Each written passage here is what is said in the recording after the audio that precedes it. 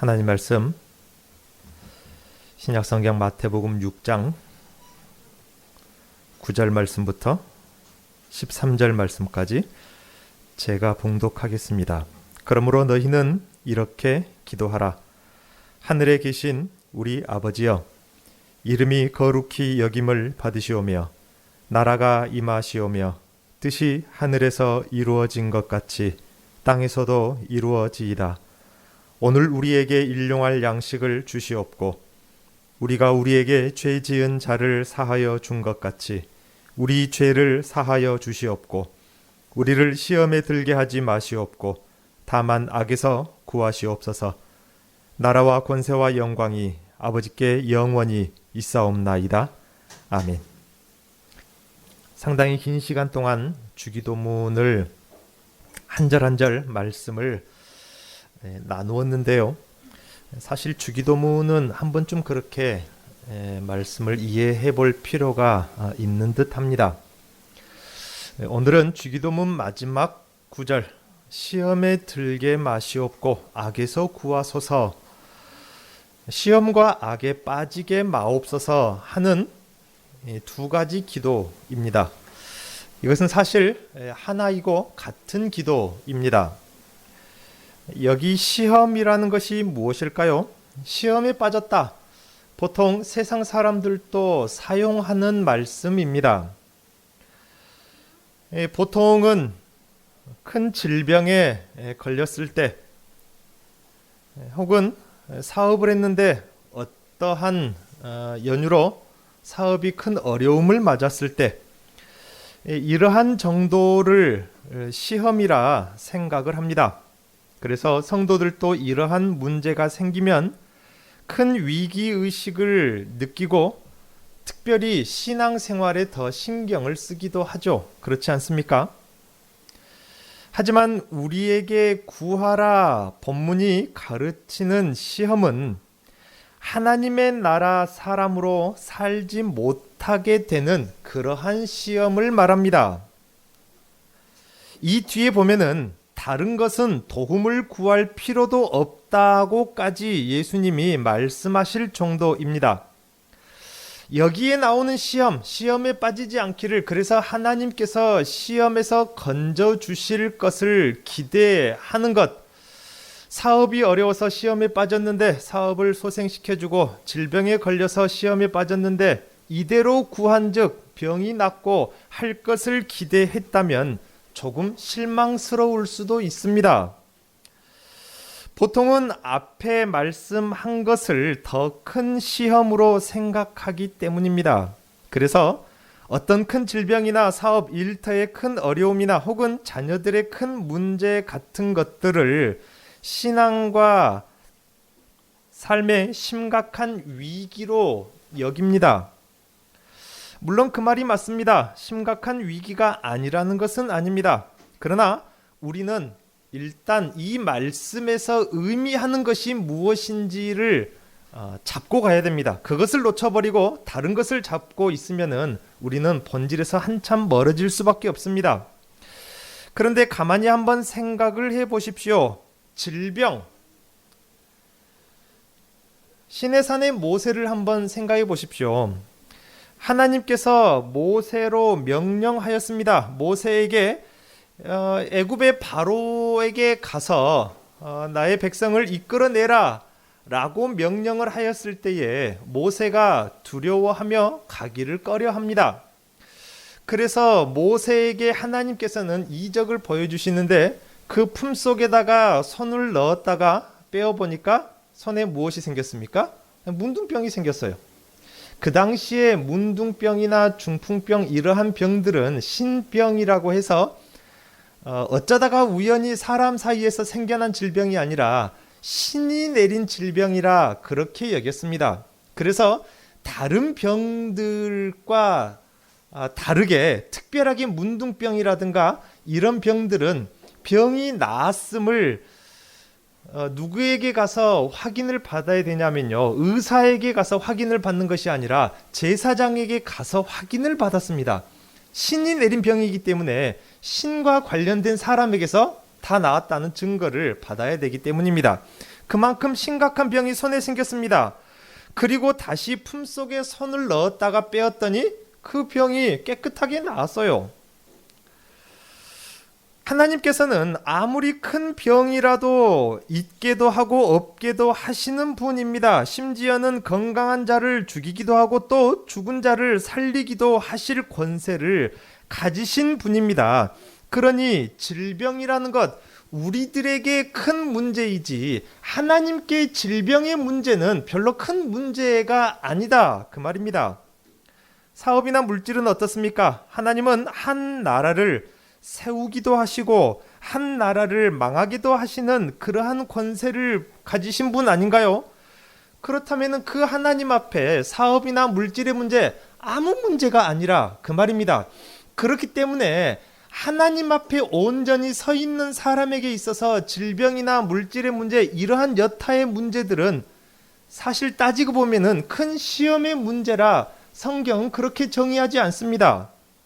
그러므로 여기서 말하는 시험은 하나님께 도움을 구해야 할 만큼의 시험은 세상에서의 어떤 곤란함이 아니고 주님이 가져오신 그 나라를 잃어버리게 되는 것을 가리키는 것입니다. 진짜로 큰 시험은 내가 하나님의 나라 백성으로 살지 못하게 되는 상황이라 그 말입니다. 이 기도는 하나님 나라에 가는데 장애물이 없기를 구하는 것입니다.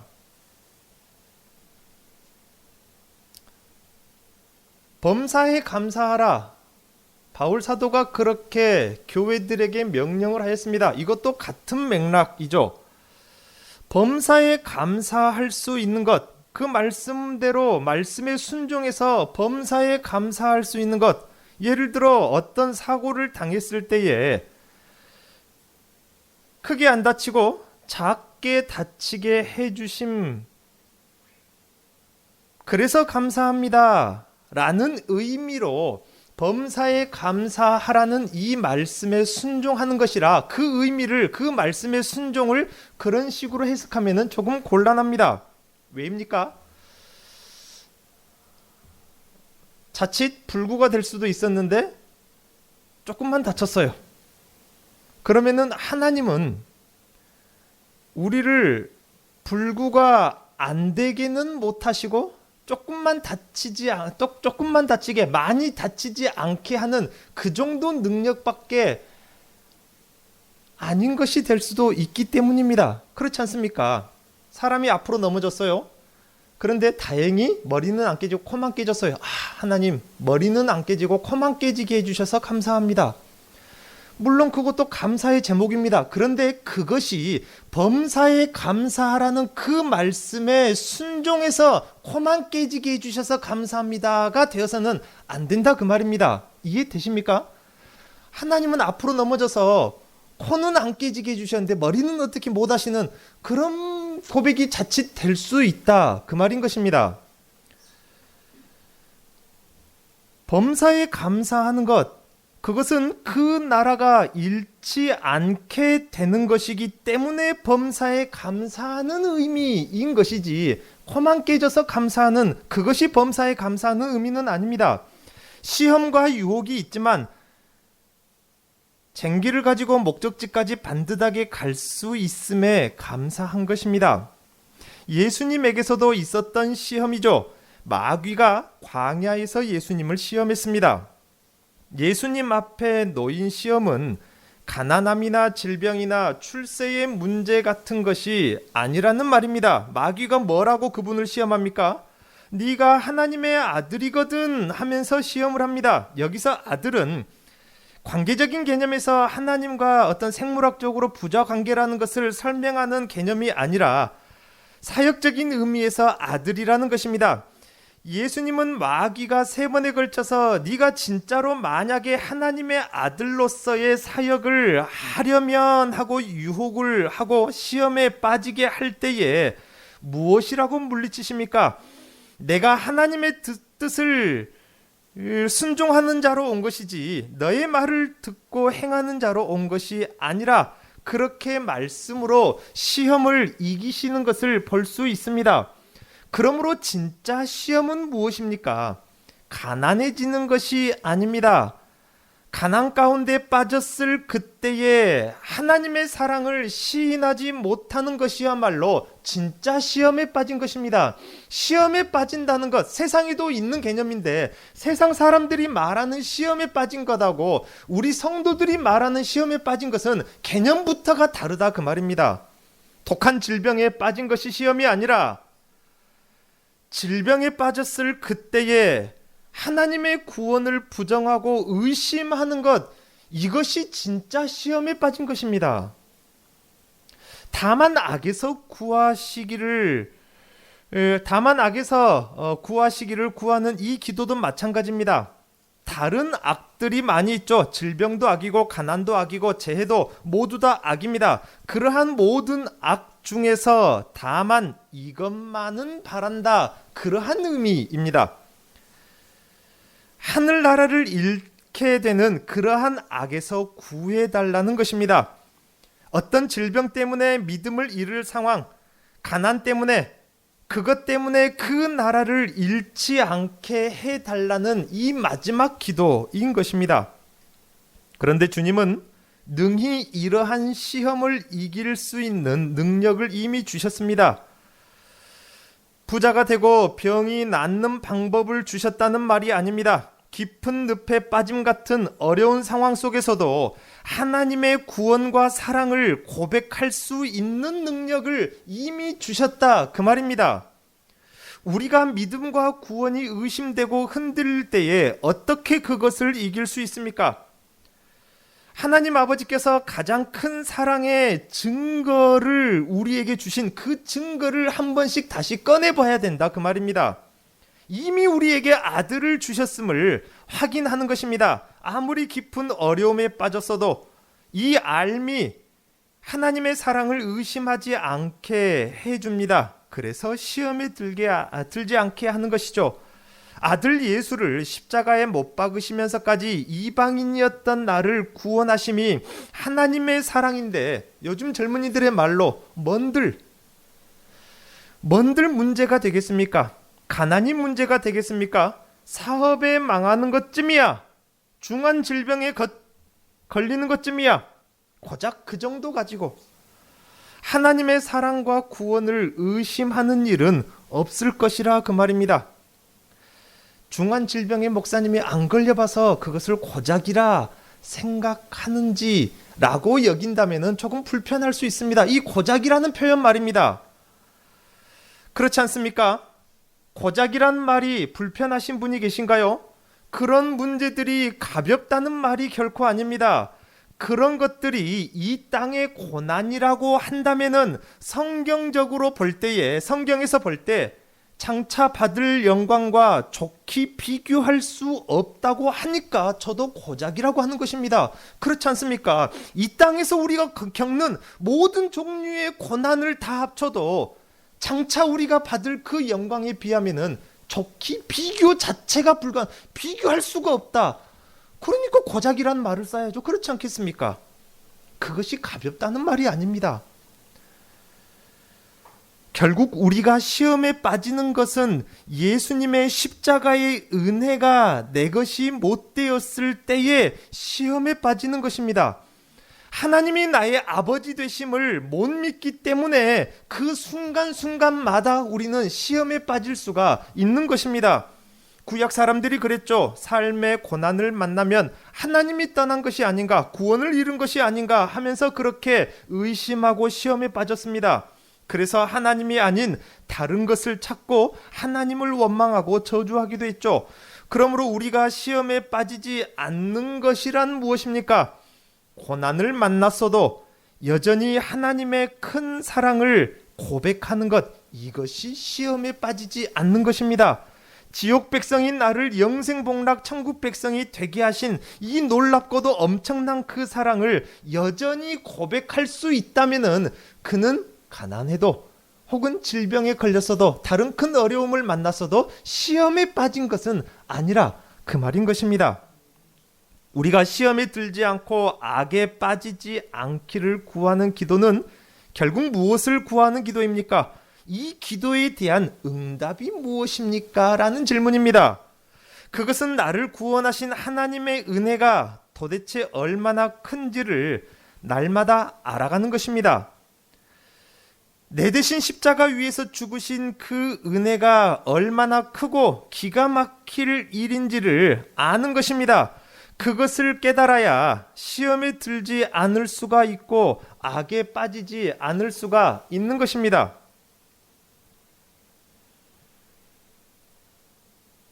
예를 들어 어떤 사람이 1000평 정도에 되는 땅에다가 한 100만 원어치 어떤 작물의 모종의 씨를 사다가 심었어요. 그런데 그의 농사가 잘 됐습니다. 그 집만 잘 됐어요. 그래서 농작물의 가격이 올라서 30억을 벌었습니다. 그 기쁨에 신나게 낫을 가지고 추수하면서 일을 하다가 손가락 끝을 조금 베었습니다. 피가 뚝뚝 떨어져요. 여러분이 그 사람 같으면은 어떻겠습니까? 손가락을 베었어요. 그것을 가지고 세상에 이를 수 없다. 하나님도 너무 어떻게 이 손가락을 베게 피가 멈추질 않습니다. 하나님 대성통곡할 수 있겠습니까? 낭망할 수 있습니까? 30억을 벌었는데 비약이 너무 심한가요? 그렇지 않습니다. 가만히 생각을 해보십시오. 우리가 구원을 받고 하나님의 아들이 되고 천국 백성이 되는 것에 비하면 이 땅의 고난이 아무리 커도 30억 번 사람이 손가락 베인 정도밖에 아니라는 것입니다. 바울이 그렇게 말하잖아요. 아이들을 보면은 그들은 작은 고난에도 울어요. 우리 3번이 그랬던가 4번이 그랬던가 아주 어릴 때 3번이 그랬던 것 같아요. 그 공원에 갔는데 나비 한 마리가 날라와가지고 콧잔등인가 잠깐 앉았어요. 그랬더니 이 아이가 대성통곡을 하더라고요. 네. 자기는 무서웠다 그 말입니다. 아이들이 우는 그 진지한 것, 심각한 정도가 어른이 우는 심각한 정도로만 따진다면 똑같답니다.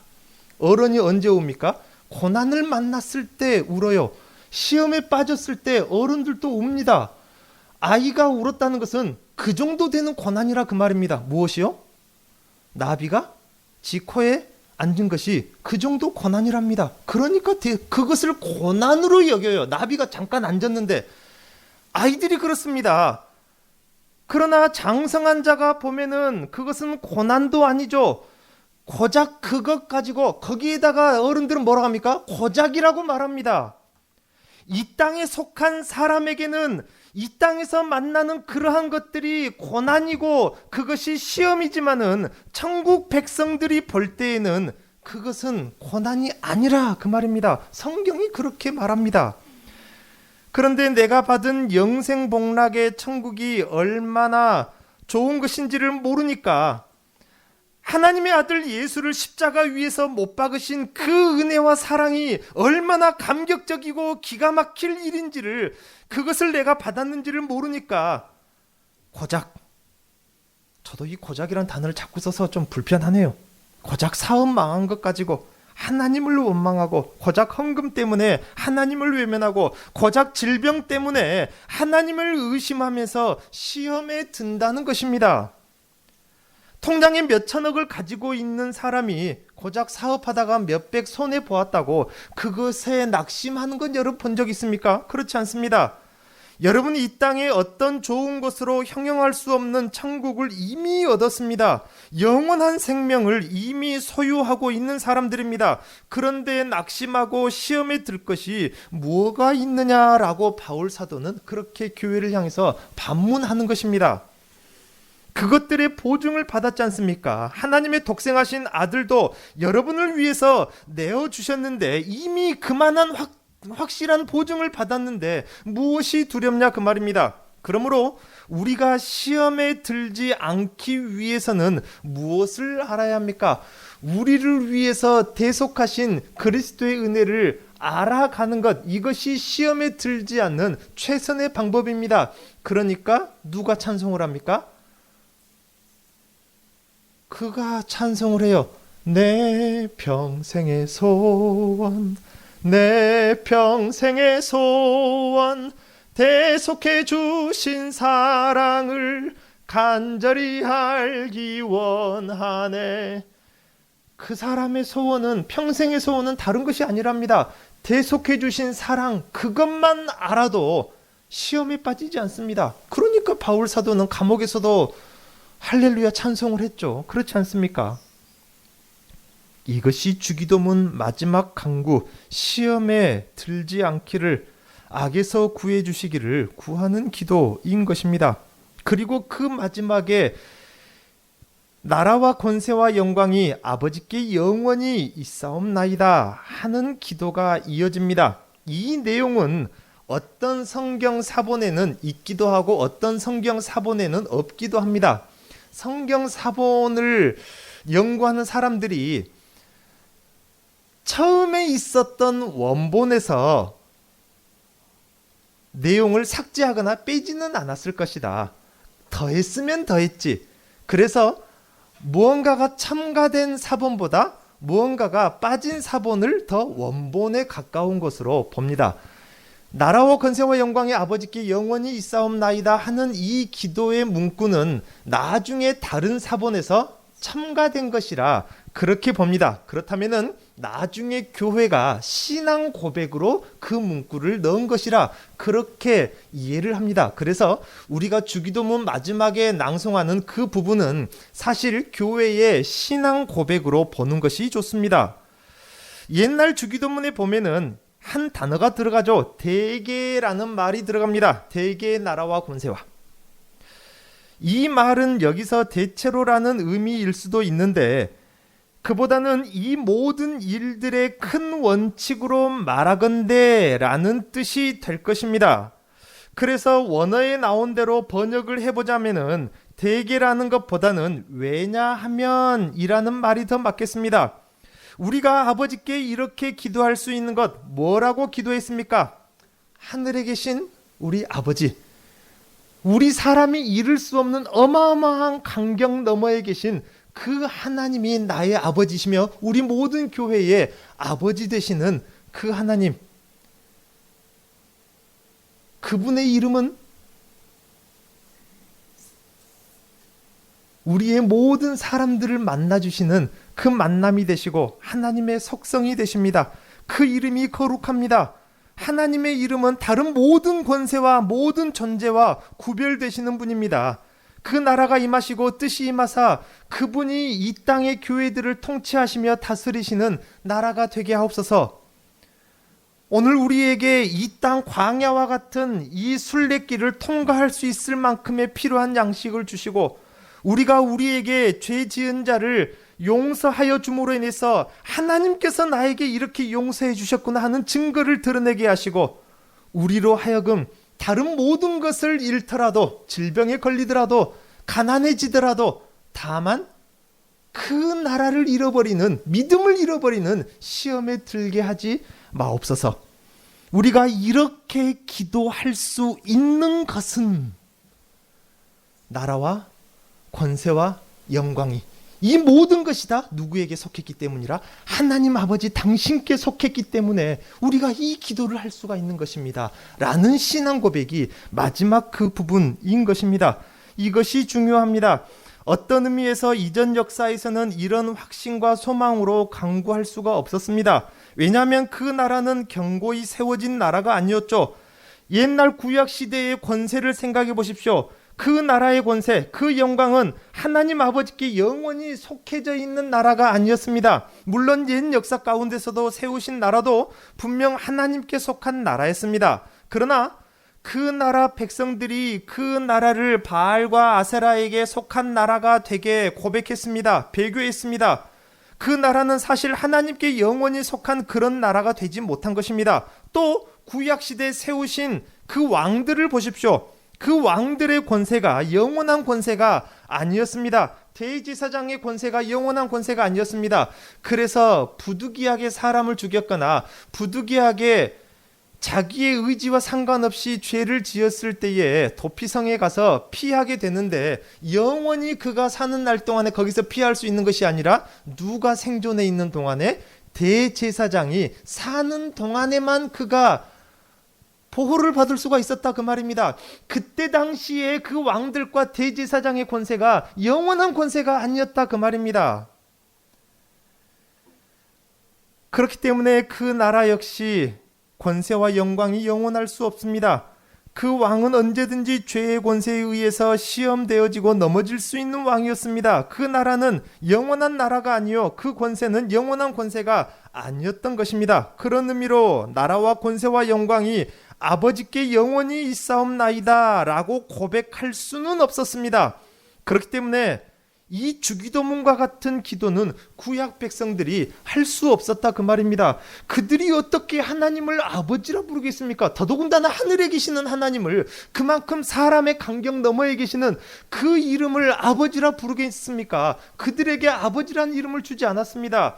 그 나라와 권세와 하나님 아버지께 속해져 있지 않았습니다. 이것은 우리 신약교회가 비로소 고백할 수 있는 내용입니다. 이제 그 주님의 부활하심으로 그 나라는 영원한 나라로 세워지게 되었고, 이제 이 나라는 영원히 아버지께 속한 나라가 되었습니다. 영원히 아버지께서 영광 받으시는 그런 나라가 된 것입니다. 물론 이전 역사에서 세우신 나라는 바로를 심판하시고 그 백성을 건져내심으로 세우신 나라입니다. 그러나 이제 우리들의 이 나라, 하늘나라, 예수가 왕 되시는 나라는 죽은 자를 살리시는 권세 있는 일로 세우신 나라입니다. 왕 되신 예수님이 세우신 그 나라는 바로의 권세를 심판하시는 그 정도의 권세가 아니라 죽음의 권세를 심판하시고 죄의 권세를 심판하시며 마귀의 권세를 심판하시는 그러한 권세로 세우신 나라이니 권세 자체가 비교가 안 되는 것입니다. 죽은 자를 살리시고 눈먼 자를 뜨게 하시고 바다 위를 걸으시는 권세, 귀신을 쫓아내시고 공중 권세 잡은 자를 땅에서 떨어뜨리시는 그러한 권세, 친히 자기 백성의 죄를 사하실 수 있는 권세, 그 권세자를 하나님께서 보내신 것입니다. 참으로 그분은 하늘로부터 12영을 부르실 수 있는, 12군단을 부르실 수 있는 권세자입니다. 그럼에도 불구하고 예수님은 구약의 그 나라의 왕들과 다르게 하나님께 모든 그 뜻에 순복함으로 그렇게 세우신 순종의 나라를 세우신 것입니다. 그렇기 때문에 이 나라는 순종의 나라이고 의의 나라이며 평강의 나라이고 생명의 나라입니다. 죽음의 권세를 이긴 나라입니다. 영광의 아버지의 나라가 그렇게 세워진 것이기 때문에 주님이 이 기도를 우리에게 그렇게 가르칠 수가 있는 것입니다. 나라와 권세와 영광이 아버지께 영원히 속해져 있기 때문에 우리가 이 기도를 들을 수가 있는 것입니다. 그러니 이 주기도문의 의미를 알고 우리가 깊이 고백하면 고백할수록 우리의 신앙에 얼마나 큰 은혜가 임하겠습니까? 이 땅 위에 서 있는 그 나라의 영토가 바로 교회입니다. 물론 하나님의 통치하심과 섭리하심은 우주 끝까지 미치지만은 영역으로 보았을 때 이 땅에 세워진 하나님의 나라의 영역은 바로 교회라 그 말입니다. 교회는 땅의 권세나 땅의 영광으로 세워진 것이 아닙니다. 교회는 이제 주님의 권세를 힘입어서 사는 나라입니다. 교회는 영원한 생명을 소유한 나라입니다. 이것이 지금 우리가 주기도문으로 기도하는 위치인 것입니다. 우리로 이 기도로 기도하며 하나님께 나아갈 수 있는 은혜를 주신 것입니다. 이 모든 일을 우리 주님이 완성하신 것입니다. 그러므로 우리가 이 기도로 기도하는 것은 다름 아닌 우리들의 특권인 것입니다. 주님이 가르치신 이 기도로 기도하는 것은 주께서 이루신 새로운 역사, 새로운 관계 속에 사는 새 백성의 삶 그 자체를 말하는 것입니다. 그래서 이 기도는 단순히 기도를 넘어서서 우리들의 삶의 신앙 고백이 되는 것입니다. 우리가 이 기도를 통하여서 생명과 권세와 영광이 풍성한 주님의 나라의 삶을 누리며 사시기를 축원드립니다. 기도하겠습니다.